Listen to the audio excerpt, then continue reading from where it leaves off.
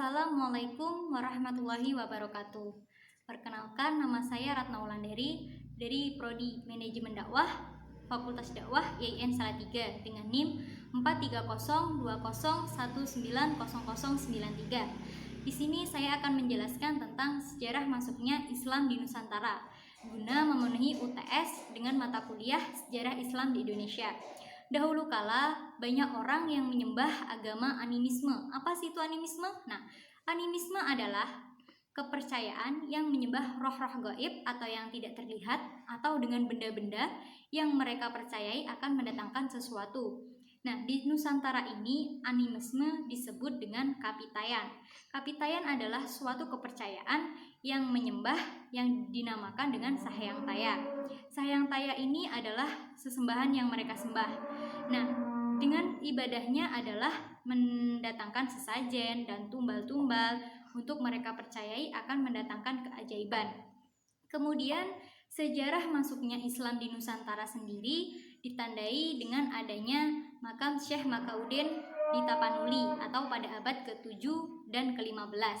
Nah, pada abad ke-7 adalah abad di mana masanya Rasulullah SAW yang kemudian datang dengan Kerajaan Majapahit dan Samudra Pasai. Kerajaan Samudra Pasai adalah kerajaan pertama yang ada di Nusantara. Kemudian ada teori-teori yang mengatakan masuknya Islam ke Nusantara.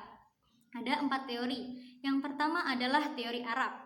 Teori Arab adalah langsung dari para pedagang-pedagang Arab atau para manusia Arab. Nah, melalui jalur perdagangan, teori Arab ini dapat mendatangkan atau menyampaikan apa itu Islam ke Nusantara sendiri. Teori ini adalah teori yang menghubungkan dinasti Tiongkok dan Tang atau Asia Timur, Sriwijaya di Asia Tenggara, dan Bani Umayyah di Asia Barat. Tahun 674, Buddha asing datang ke Palembang dan menemukan sekelompok bangsa Arab yang berada di Barus. Kemudian adalah teori Persia. Teori Persia ini adalah teori yang dibawa oleh Husain Jayadiningrat, yaitu yang menitik beratkan pada aspek budaya yang hidup di kalangan masyarakat Islam Nusantara dan yang ada persamaannya dengan Persia. Nah, Husain Jayadiningrat ini menyebutkan bahwa pada tanggal 10 Muharram atau 10 Syuro adalah awal dari Persia atau yang dibawa dari Persia. Kemudian, konsep Sufisme Syekh Siti Jenar sama dengan Al-Halaj yang ada di Persia. Bukti pada teori Persia ini adalah ditemukannya makam Maulana Malik Ibrahim di Persia. Kemudian, teori yang ketiga adalah teori Gujarat, yaitu teori yang dipopulerkan oleh Snodhorlons, yaitu teori ini mengembangkan dari teori yang bernama Pitts-Nepel. Nah, teori ini mengatakan bahwa Islam masuk ke Nusantara pada abad ke-13 dengan dibawanya para pedagang dari Gujarat, India. Nah, Snodhorlons ini berpendapat bahwa makam Raja Malikus Soleh adalah dari Samudra Pasai pada tahun 1279 Masehi dan menggunakan teori dari Gujarat, India. Maka dari itu disebut teori ini berasal dari teori Gujarat. Nah, yang terakhir adalah teori Cina atau dibawa langsung dari orang-orang Cina atau perantau Cina. Nah, pada masa dinasti Tang di daerah Kanton, Guangzhou, Quanzhou dan lain sebagainya ada sebuah pemukiman Islam, yaitu menurut mereka adalah Raden Fatah itu keturunan dari Cina dan ibunya itu berasal dari Champa.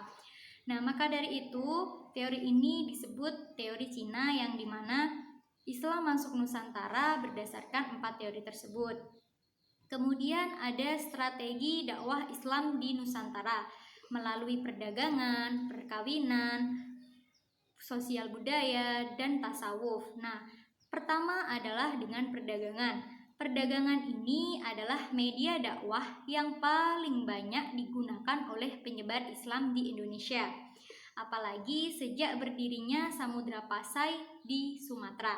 Kerajaan yang luas dan besar ini mengakibatkan para pedagang dapat mengenalkan apa itu Islam kepada rakyat-rakyatnya. Nah, kemudian hubungan antar baik dengan pedagang dan masyarakat yang ada di Samudra Pasai itu akan menyebabkan baik untuk agama Islam dapat diterima di sana. Kemudian adalah teori perkawinan.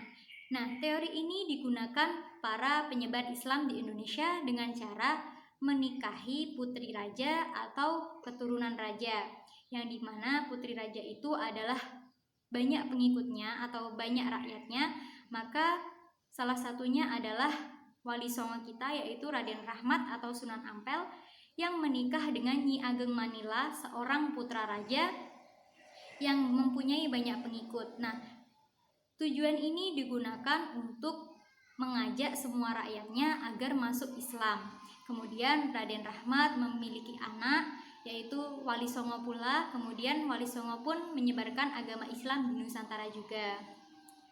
Yang ketiga adalah teori pendidikan. Nah, teori pendidikan ini dengan cara mendirikan pesantren, masjid, surau, atau bangunan-bangunan yang digunakan untuk beribadah dan untuk menyebarkan agama Islam. Misal masjid, kita gunakan untuk berdakwah, beribadah, dan lain sebagainya. Nah, kemudian ada juga pesantren yang didirikan Raden Ahmad atau Raden Sunan Ampel di Ampel.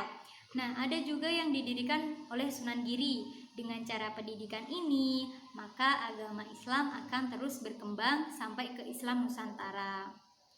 Nah, yang selanjutnya adalah teori tasawuf, yang dimana teori ini dibawa oleh pengembara.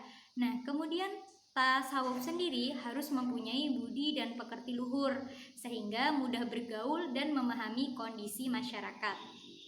Hal ini membuat para sufi untuk melihat celah yang dapat dimasuki ajaran-ajaran Islam. Jadi sebagai umat Islam yang baik, wanita yang baik, nah semestinya jika kita berdakwah atau menyebarkan Islam, kita juga harus seperti apa yang kita dakwahkan. Misal kita berdakwah dengan baik, maka para pendengar atau yang kita dakwahi akan mengikuti dengan baik pula. Nah, di antara sufi adalah Hamzah Fansuri dari Aceh dan Pangeran Jawa. Nah, yang terakhir adalah strategi dakwah dengan cara kesenian dan budaya, yang dimana kesenian ini dibudidayakan oleh Wali Songo kita dengan cara wayang, syair, ilir, gendang, dan lain sebagainya agar para matu itu tertarik pada apa yang kita ajarkan. Nah, menyebarkan Islam menurut bahasa dan adat istiadat itu perlu, karena tanpa bahasa dan adat istiadat kita tidak akan bisa menyebarkan. Jadi kita harus mengetahui adat istiadat mereka, bahasa mereka yang digunakan sehari-hari. Maka dari itu kita harus mengetahuinya. Kemudian seni dan budaya sangat memengaruhi masyarakat sekitar, sehingga orang-orang semakin tertarik dengan Islam. Begitu. Sekian yang dapat saya sampaikan. Bila ada salahnya mohon maaf. Salahnya dari saya dan baiknya dari Allah Subhanahu wa taala. Allahumma fiq ila aqwamit thoriq. Wassalamualaikum warahmatullahi wabarakatuh.